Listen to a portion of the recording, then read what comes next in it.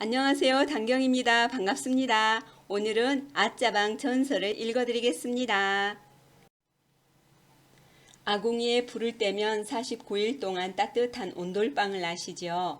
하동 쌍계사의 말사인 칠불남 아짜방이 그것입니다. 쌍계사는 신라 제46대 문성왕 2년에 진감국사가 창건한 절입니다. 이곳은 범패의 발상지이기도 하지요. 그 절에서 10km쯤 올라가면 가야국 김수로왕의 7 아들이 이곳에 출가하여 성불했다고 하는 칠불암이 있습니다. 칠불암 아짜방은 신라 효공왕 때 구들도사로 불리던 담공선사가 칠불암 벽안당에 온돌방을 만들었는데 그 방 모양이 아짜와 같아서 아짜방이라 하였답니다. 이 온돌은 한번 불을 넣으면 상하 온돌과 벽면까지 49일 동안 따뜻했다고 하는데 불행하게도 1948년 여순 반란 사건으로 완전히 소실되고 그 온돌만 남아있던 것을 1982년에 복원하였다고 합니다.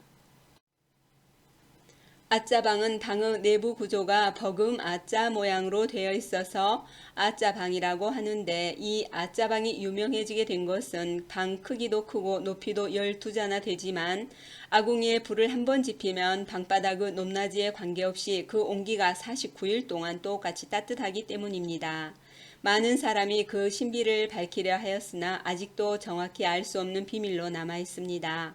지게에다 장작을 지고 아궁이 깊은 곳에까지 들어가서 나무를 쌓아서 불을 지폈는데 굴뚝에는 구멍을 조절하는 여닫이 장치가 있어서 이것이 온기를 유지하는 데 결정적 역할을 하는 것이라고 합니다.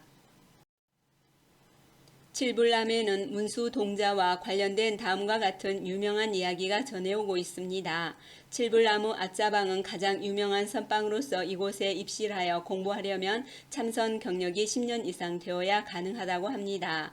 때는 조선 중엽 하동 군수로 발령받은 정여상이 칠불남 아짜방이 유명하다는 이야기를 듣고 초도 순시차 쌍계사를 방문하여 점심 공양을 한 후에 스님들이 정진하는 아짜방을 보기를 원했습니다. 쌍계사 주지 스님이 그곳은 참선 수도하는 스님네만 입실이 허락되며 출입이 통제되었다고 설명을 했음에도 군수는 자신의 지위를 앞세우면서 막무가내로 고집을 세우는지라 스님은 어쩔 수 없이 칠불암으로 안내하게 되었습니다.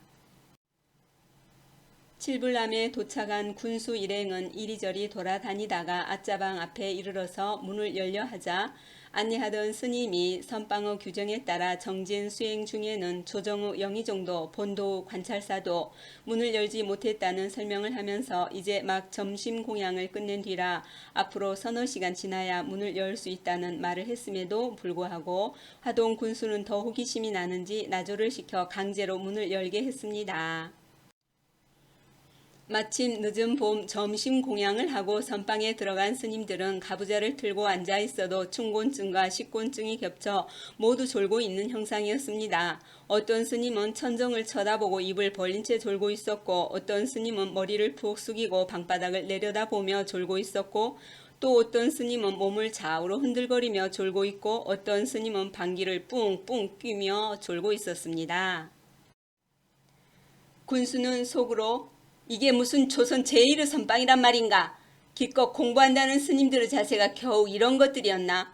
시주밥만 축내는 이자들을 한번 혼쭐을 내놓아야지 하며 눈살을 찌푸리며 언짢은 얼굴로 나졸에게 문을 닫게 하고 아짜방을 나서는 정여상은 심사가 뒤틀렸습니다. 그리고 정여상은 고으로 동원으로 돌아왔는데 그 후 사흘이 지난 뒤 정여상은 쌍계사 주지 앞으로 서찰을 보냈습니다. 그대의 절에는 세상이 알지 못하는 도인이 많은 듯하오. 목마를 만들어 가지고 와서 우리 고을 동원에서 타고 한번 놀아보면 어떻겠소. 만일 목마를 잘 타면 큰 상을 주겠소. 그러나 그렇지 못하면 고을의 성주를 희롱한 죄로 엄히 다스리겠소이다. 군수 서찰을 받아본 쌍계사에서는 당황스러운 나머지 각 암자의 대중들을 모아 대책회의를 열었습니다. 주지 스님께서 먼저 입을 열었지요. 군수 영감의 비유를 거스르면 화가 있을 따름인데 답답합니다. 누구든지 일단 말씀들을 해보시지요. 이 일을 어찌하면 좋겠습니까? 한 스님이 말했다. 저희는 모두 초심 납자들이나 마찬가지입니다. 그래도 쌍계사에서는 주지 스님이 가장 도가 높으신 어른이시니 이 일을 감당할 분은 오직 주지 스님이시라 생각합니다만. 그러자 대중들은 이구동성으로 말했다. 그렇습니다. 스님 말고 누가 이 일을 감당하겠습니까? 주지 스님께서 나서셔야 합니다. 옳습니다. 그 길밖에 없습니다. 찬성합니다. 쌍계사 주지는 낭피었다. 마음속으로 동진 출가하여 타는 말이라곤 근처에도 가보지 못했다. 그렇다고 다른 스님들이 나서지 않으니 어떻게 하면 좋단 말인가 하며 망설이고 있는데 그때 말석에 앉았던 12서너 살 정도 되어 보이는 사미가 나서더니 말했다. 맡겨주신다면 제가 그 일을 하겠습니다. 스님들은 아무 걱정 마시고 쌀이채를 엮어 목마를 한 마리 만들어 주십시오. 대중 스님은 어이가 없었다. 어른들도 감당할 수 없어서 주지 스님에게 미루고 있는 판인데 어린 사미가 감당해내겠다니 대중 스님 중 한 분이 자네가 무슨 재주로 그리 한단 말인가? 사미가 자신있게 말했다. 염려하지 마십시오. 제가 기필코 쌍계사를 환난에서 구하겠습니다. 제가 말씀드린 대로 어서 목마나 준비해 주십시오.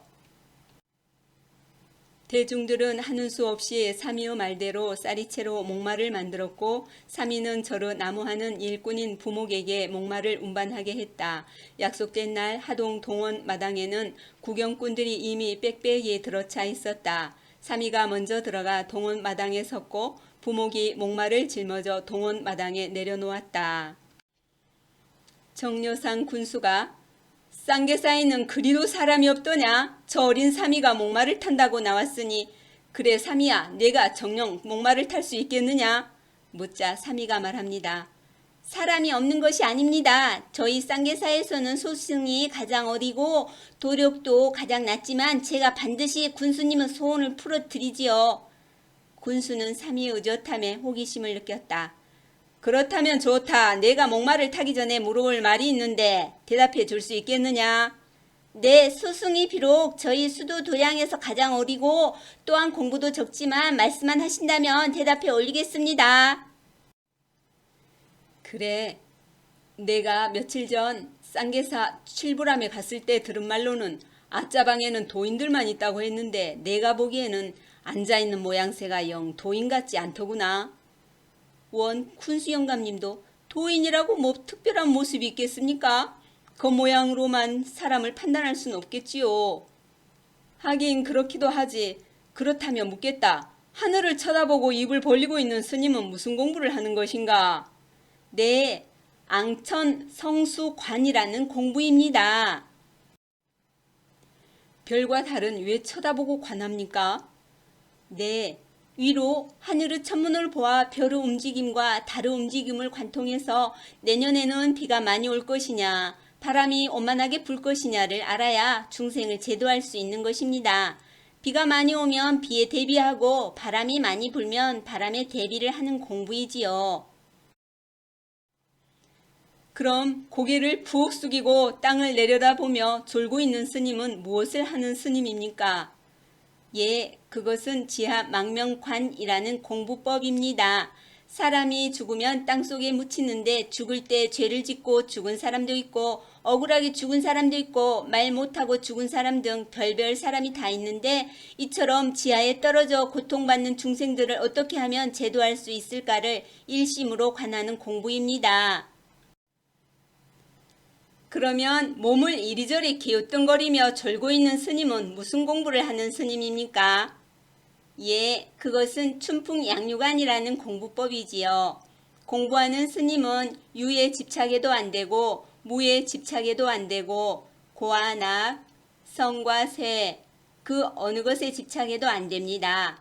한쪽에 치우쳐 집착하면 중도를 이룰 수 없기 때문에 이는 마치 버드나무가 봄바람에 휘날려도 전후 좌우 그 어느 것에도 기울지 않듯이 공과 유에 집착하지 않고 성과 악, 재와 복 등 어떠한 보응에도 집착하지 않게 관을 하는 공부입니다. 그래? 그건 그렇다 치고 방귀를 뿡뿡 끼어대며 졸고 있는 스님은 도대체 무슨 공부를 하고 있는 것입니까? 네, 그건 타파 7통관이라는 공부법입니다. 사람이 무식하기만 하고 고집만 세요. 나무 말을 듣지 않고 뭐든지 제 마음대로만 하려는 군수님과 같은 7통 무리들을 깨닫게 하는 공부입니다. 군수 정려상은 앉아있는 여러 아정과 관료들 그리고 백성들을 돌아보며 무한한 표정을 지으며 말했다. 너의 식견이 이처럼 논리정연하고 고매하니 쌍계사 도승들이야 더 말할 게 있겠느냐. 이제 더 물어볼 말이 없구나. 어서 목마 나타 보도록 해라. 삼인은 자리에서 벌떡 일어나 쌀이채로 만든 목마 위에 턱 걸터 앉더니 고사리 같은 여린 손으로 마루 궁둥이를 후려치며 말했다. 어서 가자 목마야. 미련한 우리 하동군수 영감님의 칠동같이 어두운 마음을 확 쓸어버리자. 그리고 그 마음에 태양처럼 밝은 부처님의 반야 광명이 비치게 하자꾸나. 삼이가 한번 발을 구르니 쌀이채로 만든 목마가 터벅터벅 걷기 시작했다. 목마는 동원마당을 대여섯 바퀴 돌더니 둥실둥실 공중으로 떠서는 연기처럼 사라져 버리고 말았다.